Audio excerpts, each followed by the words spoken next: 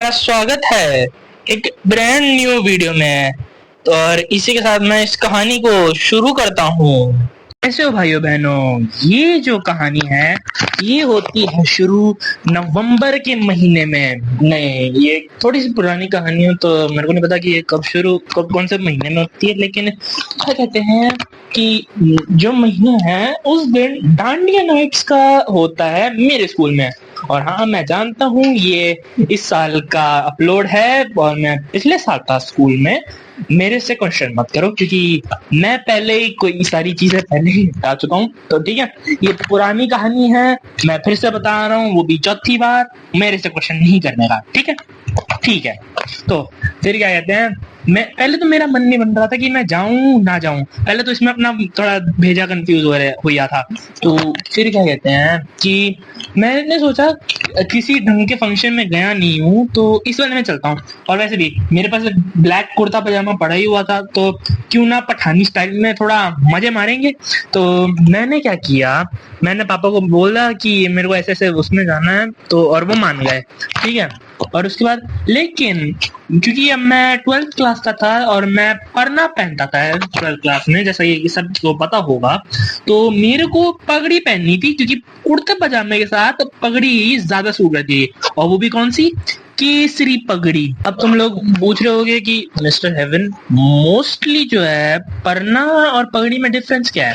पगड़ी थोड़ी ट्रेडिशनल है, लेकिन जो परना है वो पगड़ी के कंपैरिजन में उससे भी थोड़ा ज्यादा ट्रेडिशनल है। मतलब सबसे पहले परने से ही ये सब कुछ शुरुआत हुई थी। तो तुम कह सकते हो कि ये सबसे एंशिएंट इस हिसाब का है सिखिज्म के उसमें। तो मेरे को पगड़ी पहननी थी और क्योंकि ब्लैक कुर्ता पजामा था तो केसरी का कॉम्बिनेशन, आहा, कलर की तो क्या हजामत करके रखी है हमने, है कि नहीं? तो फिर क्या हुआ, तो मेरे कई सारे दोस्त आ रहे थे, जिसमें से एक है जिसका नाम है स्पार्कल्स। उसका असली नाम मैं नहीं लूंगा क्योंकि मेरे को प्राइवेसी की थोड़ी बाउंड्री रखनी पड़ेगी, समझे? बढ़िया समझ के रखना क्योंकि मैं बार बार नहीं बताऊंगा। तो क्या कहते हैं, उस वो तो जब मैं कर रहा था ना 10 PM को सब कुछ खत्म होना था। 6 बज गए थे, 6 बजे शुरू होना था, तो 6 बजे बज गए और वो वहां पे शुरू हो गया होगा। मैं यहाँ पे टेंशन ले रहा हूँ क्योंकि मेरी पगड़ी जो है वो गीली है। वो यार ड्राइंग रूम में मैंने सूखने के लिए डाली हुई है, पंखा चल रहा है लेकिन सूख नहीं रही थी। तो थोड़ा आधा घंटा लेट हो गए। तो आधा घंटे बजे 6:30 पे हम निकले, ठीक है। तो उसमें क्या हुआ, मैंने खुद तब तक पगड़ी बांधनी आती नहीं थी मेरे को, मैं पगड़ी बांधता नहीं था। मैं यहाँ पे पापा की मदद से थोड़ी बहुत हम दोनों ने मिलकर बांधी है, उन्हीं करके वो हो गया। उसके बाद पापा मम्मा अपना कहीं और घूमने जा रहे थे, मैं अपना वहां पे मजे करने जा रहा था अपने मित्रों के साथ। तो ठीक है, हम घर निकले, मैं पैसेंजर सीट पे बैठा और पापा ड्राइविंग सीट पे, क्योंकि उस टाइम पे मेरे को ड्राइविंग नहीं आती थी और मैं 17 साल का था, समझे? ठीक है। अब क्योंकि हम वहां पे पहुंच गए तो थोड़ी लाइन भी थोड़ी लंबी थी, तो लाइन का थोड़ा सा हिसाब करके रखा था, वैसे लाइन तोड़ के नहीं निकल सकते थे। और फिर मेरा दूसरा दोस्त मुकुलियम, जिसका असली नाम ये नहीं है, कुछ और है, तो मत पूछना मुझसे कमेंट सेक्शन में कि उसका असली नाम क्या था। किसी का असली नाम मत पूछना, मैं किसी का असली नाम नहीं बताऊंगा। तो क्या कहते हैं, उसके बाद हम थोड़ा वेट करना पड़ा, तब तक मेरी दोस्त स्पार्कल्स और उसका कोट ऑन कोट बॉयफ्रेंड भी आ गया था। मैं जानता हूँ तुम में से कई सारे लोड़े कमेंट सेक्शन में बोल रहे हैं मिस्टर हेवन, तुम्हारी बहन का वो भी है बॉयफ्रेंड, जरा उसके बारे में थोड़ा सा और खुल के बताओ। मैं इतना कहूंगा वो एक नंबर का महान चूतिया है। तो तुम समझ ही रहे होगे कि अपना थोड़ा बनती नहीं थी, लेकिन मेरी बहन का थोड़ा वो रिलेशनशिप का चक्कर था, तो थोड़ा एक्सेप्ट करना पड़ेगा, वरना गटर में जाए मेरे को घंटा करनी पड़ता, ठीक है। तो उसके बाद हमने लाइन में वेट किया, तो और उसके बाद जब हमारा नंबर आया तो हमें वो ब्रेसलेट बैज दिया, जो हैंड बैंड नहीं होता वैसे वाला, उसको दिया और हमें बोला कि दो डांडिया दे दी और फिर कहा जाओ एंजॉय करो। और बाकी के मेरे दोस्त आ रहे थे, मेरा भाई भी आया था अननेडेड, उसका ये असली नाम नहीं है, लेकिन मैं उसका असली नाम नहीं दूंगा। उसका असली नाम जो है वो मेरे असली नाम के बराबर ही था, और अपना असली नाम मैं तुम्हें नहीं बताऊंगा, ठीक है? बढ़िया।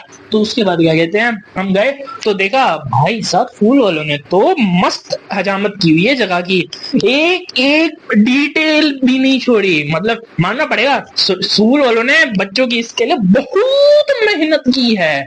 तो थोड़ा सा ऑन्टोजेनी वाले स्कूलों के लिए दाद बनती है, थोड़ा सा शाउट आउट, ठीक है। तो उसके बाद हालांकि उस स्कूल का नाम अब ऑन्टोजेनी रहा नहीं, मैं लास्ट ऑन्टोजेनियन बैच से हूँ, तो उसका नाम एंड मौके पे हमारे निकलने से पहले चेंज हो गया, तो वेरी बैड। क्या कहते हैं, मैंने वहां पे काफी सारे नए दोस्त भी बनाए हैं, बाकी का हर किसी दोस्त की उम्र नहीं पता मेरे को। अब तुम मेरे को कमेंट सेक्शन में ये मत बोलना अरे मिस्टर हेवन तुम्हें बाकी दोस्तों की उम्र ही नहीं पता।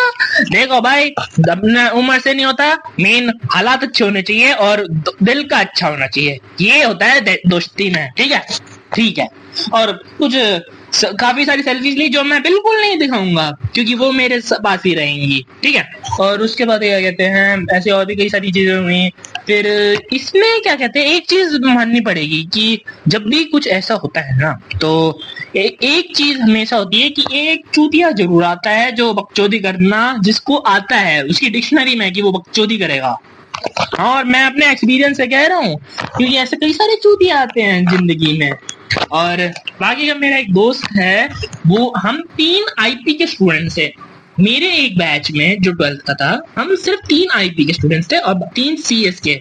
बाकी किसी और बैच में ऐसा नहीं था कि सिर्फ 3 ही बच्चे थे, सीएस के तो कोई बच्चे नहीं था, सीएस के 3 अलग अलग बच्चे। मतलब हमारा बैच थोड़ा सा स्पेशल था, तो ए भाई अपना बैच स्पेशल है तो थोड़ा सा स्पेशल ऑथेंटिकेशन मिलनी चाहिए ना, तो लेकिन नहीं मिली। बड़ी गलत बात थी, मेरे को घंटा फर्क नहीं पड़ा। तो क्या कहते हैं, फिर ये सब होने के बाद और भाई साहब डांस म्यूजिक तो फाड़ू था भाई, टॉप टियर मानना पड़ेगा। इन्होंने हर एक टाइप का लगाया था। और मेरा जो दोस्त है मुकुल मनी, वो नागिन का बहुत बड़ा फैन था। और जैसे कि तुम्हें पता ही होगा कि नागिन पे कुछ सीन्स को एआई बनाने का आरोप जो लगा है, तो तुम्हें ये ध्यान रखना चाहिए कि एआई को इतना ज्यादा यूज मत करो कि ऑब्वियस बन रहे हैं, क्योंकि एआई पहले से ही काफी थोड़ा लड़खड़ाई हुई है, उसको कुछ समझ नहीं आता, तो हर चीज का ध्यान रखना पड़ता है, ठीक है।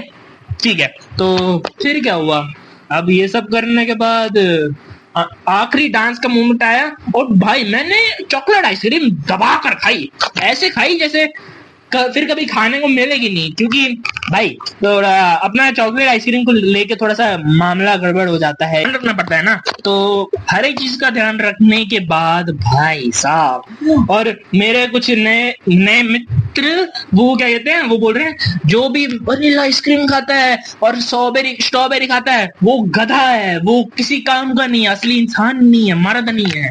भाई तुम्हारे ग्रुप में ही एक बंदा है जो आइसक्रीम स्ट्रॉबेरी और वनीला दोनों को भी पसंद करता है, और वो कौन है, हम ही हैं, हम ही वो व्यक्ति हैं जो ये सब करते हैं। लेकिन उन्हें क्या पता कि ऐसी चीजें भी होती हैं, उन्हें तो पता लगाने की जरूरत नहीं थी, उन्हें अंधेरे में रखो और अपना काम बनाए रखो। हाँ ठीक है, तो क्या कहते हैं, फिर उसके बाद जब 10 बजने को आए, मैंने थोड़े कुछ चीजें पैक करवा ली और 2 ड्रिंक ले ली, ताकि घर जाके कुछ भूख लगती है ना, क्योंकि हर किसी को वहां पे फंक्शन में एंजॉय करने के बाद घर पे तो भूख लगती है ना, और मैं इसका लाइव एग्जांपल हूँ, इसीलिए थोड़ा ध्यान रखो, ठीक है। उसके बाद फिर लास्ट यही हुआ और फिर हम सब घर के लिए निकल लिए, और ये यहीं पर ये कहानी खत्म होती है। अगर तुम्हें ये कहानी पसंद आई हो तो लाइक करो, चैनल को सब्सक्राइब करो, और मिलता हूँ मैं तुमसे अगली वीडियो में। टाटा बाय बाय, सुरक्षित रहना और ध्यान रखना अपना।